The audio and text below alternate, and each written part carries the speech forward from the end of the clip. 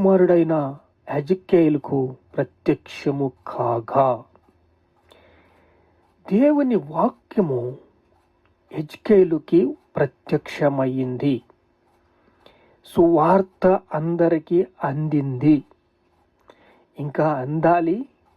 దాని యొక్క రుచి మనము చూడాలి. ఎందుకంటే క్రీస్తే మనకి సర్వస్వము. సమస్తమును క్రీస్తు పాదాల కిందకి వచ్చింది. సమస్తమును ఆయనకే అప్పగించాడు దేవుడు. ఇప్పుడు కెరూబా వాగు నది దగ్గర చెరపట్టబడిన ప్రజలు ఇప్పుడు దర్శనం చూస్తున్నాడు. ఎవరు? హెజ్కేలు చూడండి, మరి గొప్ప మేఘము తుఫాను వచ్చుచుండెను. ఉత్తర దిక్కు నుంచి తుఫాను వస్తుంది. యెహోవా హస్తము అతని మీదకి వచ్చెను. ఉత్తర దిక్కు నుండి తుఫాను వస్తుంది.